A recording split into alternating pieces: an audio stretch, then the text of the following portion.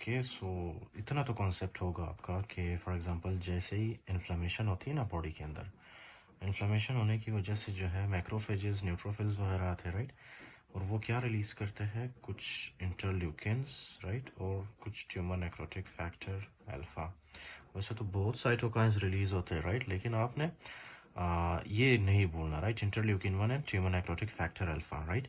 अच्छा जी, तो you must know कि this is your normal blood vessel, right, this is your normal blood vessel, खून की नाली, राइट। इसमें क्या होता है, इसमें एंडोथीलियल सेल्स होते हैं, ये आपको नज़र आ रहे हैं, ये सेल्स एंडोथीलियल सेल्स कहते हैं इनको, राइट, इस तरह से एंडोथीलियल सेल्स। अच्छा, इनके बीच में कोई गैप आपको नज़र आ रहा है? There is no gap, there is no gap, right. So that is why इसके अंदर होता है ब्लड, राइट। और ब्लड के अंदर आपको पता है वाटर होता है, मतलब कुछ कंपोनेंट्स प्रोटीन्स वगैरह होते हैं, राइट। अच्छा जी, तो अब ब्लड या ब्लड के कंटेंट जो है यहाँ से लीक नहीं हो सकते, राइट, यहाँ से ब्लड वेसल के बाहर नहीं जा सकते। क्यों? क्योंकि ये जो एंडोथीलियल सेल्स है ना, ये एक दूसरे के साथ ऐसे चिपके हुए हैं, राइट, बहुत ही फोर्स के साथ, मतलब, राइट। इसीलिए जो ब्लड के कंटेंट है ये ब्लड वेसल के बाहर नहीं जा पाते। Okay, right, this is very simple physiology. Okay, फिर उसके बाद है एक और कंडीशन जिसमें क्या होता है, इन्फ्लेमेशन होती है। इन्फ्लेमेशन होने की वजह से क्या हो जाता है, इंटरल्यूकिन 1 रिलीज होता है या tumour necrotic factor alpha release होता है, राइट, जो कि मैंने यहाँ पे बताया, राइट। अब ये जो रिलीज होते हैं ये करते क्या है, ये आपको पता है क्या करते हैं?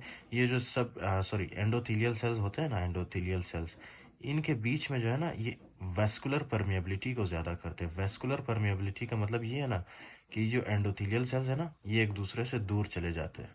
ये देख रहे हैं आप, ये इन एंडोथीलियल सेल्स के बीच में जो गैप देख रहे हैं आप, राइट, ये गैप है, गैप, ये गैप है। ओके, तो क्या होता है कि जब इंटरल्यूकिन 1 या ट्यूमर नेक्रोटिक फैक्टर रिलीज होता है ना, उनकी वजह से क्या होता है, ब्लड वेसल के अंदर एंडोथेलियल सेल्स में गैप बन जाती है। गैप बनने की वजह से जो ब्लड के कंटेंट है ना, वाटर वगैरह, राइट, ब्लड के कंटेंट वाटर वगैरह कुछ प्रोटीन्स होते हैं, right, they will start leaking out of the blood vessel, right. these blood contents will start leaking out of the blood vessels। इस तरह से लीक होना स्टार्ट हो जाते हैं, यहाँ से यहाँ से यहाँ से, ओके, राइट। फिर यहाँ से लीक होते हैं, यहाँ से लीक होते हैं। अब क्या है कि ब्लड वेसल के अंदर फॉर एग्जांपल नॉर्मली कितना था, वॉल्यूम था 5 लीटर्स, ओके, 5 लीटर्स। लेकिन क्या है कि ब्लड कंटेंट्स लीक होने की वजह से, अब हमारे पास कितना बचा है, 2 litres, right, 2 litres. Blood vessels के अंदर कितना ब्लड कंटेंट बचा है, 2 लीटर्स, राइट। वॉल्यूम कितना है, 2 लीटर्स। अब क्या है, ओवरऑल हमारे बॉडी के अंदर एक सिचुएशन क्रिएट हुई है जिसको हम लोग क्या कहते हैं, हाइपोवोलीमिया। हाइपोवोलीमिया, ओके, हाइपोवोलीमिया का मतलब क्या है कि ब्लड वेसल के अंदर वॉल्यूम कम हो गया, राइट। ब्लड का नॉर्मली 5 लीटर था, अब 2 लीटर, सपोज फॉर एग्जांपल, मिसाल के तौर पे अब 2 लीटर हो गया, राइट। सिर्फ समझाने के लिए आपको बता रहा हूँ। अच्छा जी, तो अब फॉर एग्जांपल जब आपको पता है ये पैनक्रियास है आपका, पैनक्रियास, राइट, पैनक्रियास में से क्या होता है, पैनक्रियास में से इन पैनक्रियास के अंदर ब्लड वेसल्स होते हैं, राइट। जब इन ब्लड वेसल्स की वेस्कुलर परमेबिलिटी ज़्यादा होती है, इनके एंडोथेलियल सेल्स दूर चले जाते हैं एक दूसरे से, राइट, तो क्या होती है, ब्लड वेसल्स में से क्या निकलता है, फ्लूइड निकलता है, राइट। फिर ये फ्लूइड पैनक्रियास के ऊपर ऐसे एक्यूमुलेट होना स्टार्ट हो जाता है, राइट, ऐसे एक्यूमुलेट होना स्टार्ट होते हैं। इस प्रोसेस को हम लोग क्या कहते हैं, एडेमा, एडेमा, ओके, एडेमा। अब ये जो मैं आपको बता रहा हूँ, this are the complications of pancreatitis, okay, local complications of pancreatitis. Edema हो जाता है 85% ऑफ द केसेस में। जब पैनक्रियाटाइटिस होती है ना, 85% केसेस में एज अ कॉम्प्लिकेशन को तौर पे एडेमा बन जाता है, राइट। क्यों? क्योंकि वेस्कुलर परमेबिलिटी ज़्यादा हुई जिसकी वजह से ब्लड के कंटेंट, फ्लूइड वगैरह लीक होना स्टार्ट हुए, राइट। जब लीक होते हैं तो वो पैनक्रियास के सराउंडिंग में या पैनक्रियास में एक्यूमुलेट होते हैं, जिसकी वजह से पैनक्रियास में क्या हो जाता है, एडेमा, ओके, पैनक्रियास में एडेमा हो जाता है। अच्छा जी, तो ये नॉर्मली ये जो है ना 50% केसेस में ये एडेमा खुद ही ठीक हो जाता है, राइट। ये जितने भी फ्लूइड है ये वापस रीएब्जॉर्ब होके मतलब ठीक हो जाता है कंडीशन, राइट। लेकिन कुछ केसेस में इस तरह होते हैं ना कि ये जो फॉर एग्जांपल फ्लूइड लीक हुए थे यहाँ पे, ओके, फ्लूइड जब लीक हुए थे यहाँ पे, ये देख रहे हैं आप, फ्लूइड लीक हुए, राइट, फ्लूइड लीक हुए कुछ जो है यहाँ पे, पेनक्रियाटिक एंजाइम्स लीक हुए, राइट। अच्छा जी, तो क्या होता है कि इसके ऊपर जो है ना, इसके ऊपर जो है एक लेयर सी बन जाती है, राइट? इसके ऊपर एक लेयर सी बन जाती है, ये देख रहे हो आप? इसके अंदर क्या है? फ्लूइड, और इसके ऊपर क्या है? लेयर। ओके, इस तरह से लेयर सी बन जाती है, लेयर, इसको कहते हैं लेयर। अच्छा जी, तो इसको हम अब जब फॉर एग्जांपल ये लेयर बन गई है तो इसको हम क्या कहेंगे? सूडोसिस्ट। सूडोसिस्ट।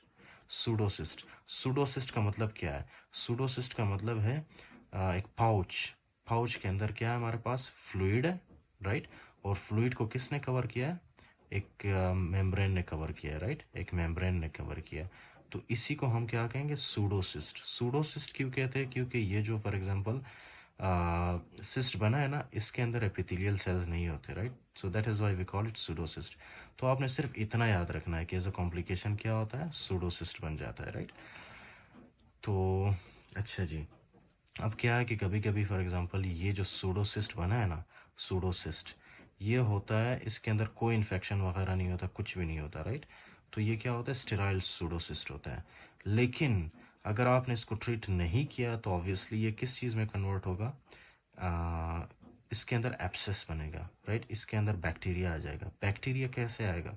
आपको पता है जब आपके जीआईटी के वॉल्स को, ये है आपका इंटेस्टिन, राइट? इंटेस्टिन, अगर आपने इंटेस्टिन को प्रॉपर ब्लड सप्लाई नहीं दिया तो आपको पता है कि इंटेस्टिन के अंदर आपको मतलब मिलियंस ऑफ बैक्टीरियाज होते हैं, मिलियंस ऑफ बैक्टीरियाज।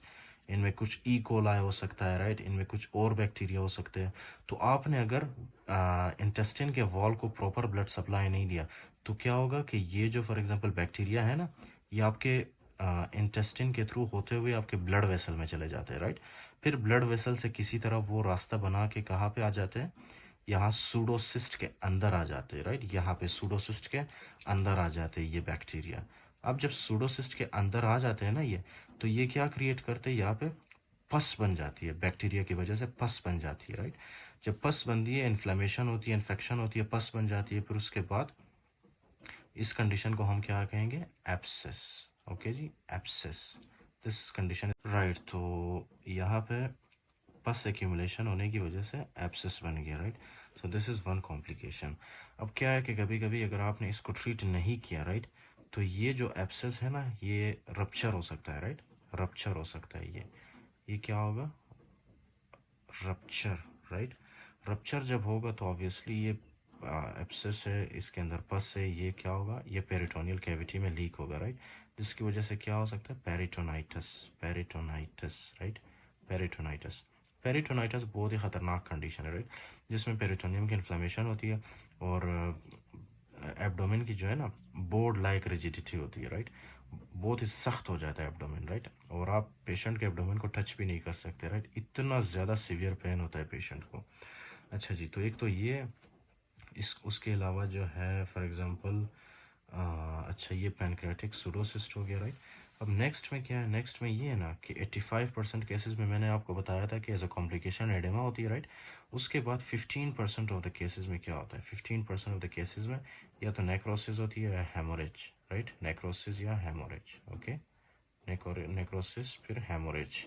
अच्छा जी, दिस इज़ वेरी ऑब्वियस यार, आपको आपको पता ही होगा। फॉर एग्जांपल ये है आपका पैनक्रियास, राइट?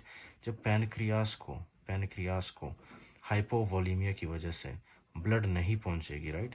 ब्लड सप्लाई कम होगी तो क्या होगा? पैनक्रियास में नेक्रोसिस डेवलप होगा, क्योंकि पैनक्रियास के टिश्यूज़ को ब्लड नहीं पहुंच रहा, राइट?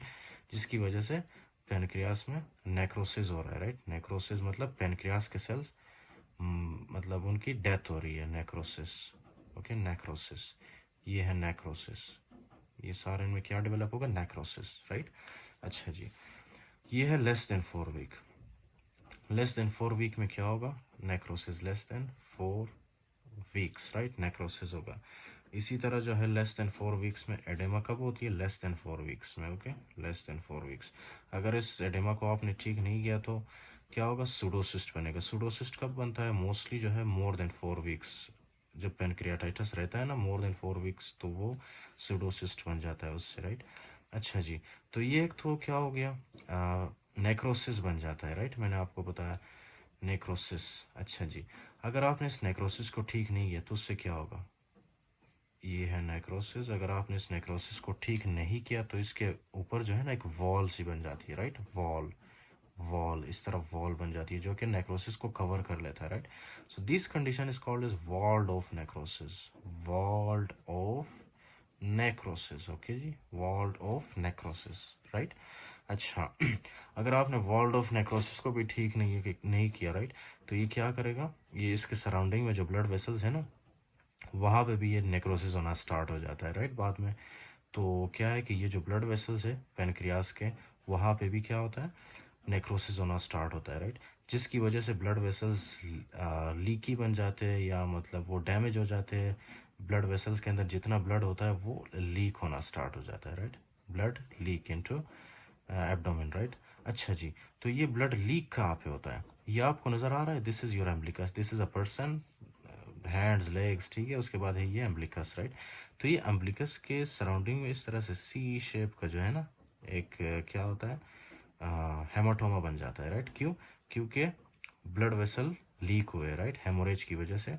यहाँ पे ऑब्वियसली पेरी एम्ब्लिकल एरिया में क्या होता है, इस तरह से हेमाटोमा बन जाता है, राइट। इसको हम क्या कहेंगे, कोलेंस साइन, ओके, कोलेंस साइन, राइट। इसी तरह से कुछ ब्लड पेनक्रियास, ये था ना आपका पेनक्रियास, पेनक्रियास से ब्लड लीक हुआ आपके पेरी एम्ब्लिकल एम्ब्लिकस के साइड्स पे, राइट, पेरी एम्ब्लिकल एरिया में, जिसको हमने क्या कहा, कोलेंस साइन। ये किस वजह से बना है, हेमाटोमा की वजह से। कभी कभी क्या होता है कि ये जो आपका फ्लैंक रीजन है ना, flank region, right, flank region, ये ब्लड आके आपके फ्लैंक रीजन में एक्यूमुलेट होना स्टार्ट होते हैं, जिसकी वजह से क्या होता है, हेमाटोमा बन जाता है। इसको हम क्या कहेंगे, Grey Turner's, Grey Turner, Grey Turner sign, okay, Grey Turner sign, okay जी। So this is the complications, local complications.